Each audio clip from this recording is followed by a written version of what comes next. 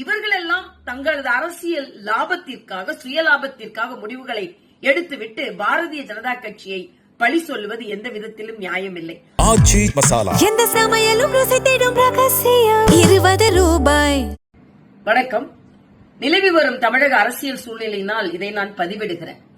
தொடர்ந்து முழுமையான எண்ணிக்கை இல்லாததினால் 3 முறை விஜய் அவர்கள் சந்தித்த பின்பும் ஆளுநர் திருப்பி அனுப்பியிருக்கிறார்.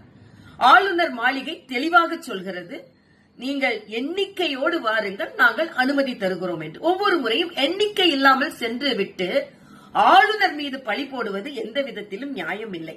இத்தனை மதிப்பெண்கள் வாங்கினால்தான் தேர்வாக முடியும் என்று தேர்வு இருக்கும் பொழுது அந்த எண்ணிக்கை இல்லாமலேயே என்னை தேர்வு செய்யுங்கள் என்று சொல்வது தவறு. அது மக்களின் நம்பிக்கை பெற்றதாக ஆகாது.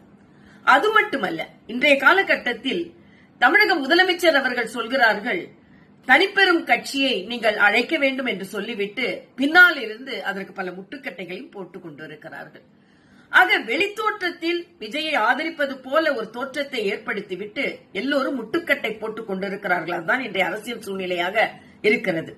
கம்யூனிஸ்டுகள் ஆதரவை தெரிவித்துவிட்டு மத்தியில் இருந்து பாரதிய ஜனதா கட்சி ஆளுநருக்கு அழுத்தம் தருகிறது என்று சொல்கிறார்கள். அதிலும் உண்மை இல்லை. நான் கேட்கிறேன், திருமாவளவன் அவர்களின் ஆதரவுக்காக காத்திருக்கிறோம் என்று சொல்கிறார்கள். 2 கம்யூனிஸ்டுகள் நான் ஒட்டுமொத்தமாகத்தான் முடிவெடுப்போம் என்று சொன்ன திருமாவளவன் இன்று ஏன் தயங்குகிறார்? என்ன பேரம் பேசிக் கொண்டிருக்கிறார்?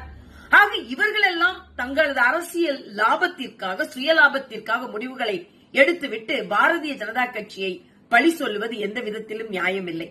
அதே போல் காங்கிரஸ் அவர்கள் ஒட்டுமொத்தமாக திராவிட முன்னேற்ற கழகத்திடம் இருந்து தனது நட்பை முறித்துக் கொண்டு இன்று அவர்களே எத்தனை எம்எல்ஏக்கள் அவர்களுக்கு ஆதரவு தருகிறார்கள் என்ற ஒரு எண்ணிக்கை இல்லாமல் ஹைதராபாத்திற்கு சென்றிருக்கிறார்கள். ஆக எல்லோரும் சுயநலத்திற்காக தங்களது அரசியல் நகர்வை செய்துவிட்டு ஆளுநர் மீதோ பாரதிய ஜனதா கட்சியின் மீதோ பழியை சுமத்துவது சரியல்ல. அதனால் நான் இந்த விளக்கத்தை அளிக்கிறேன். நன்றி.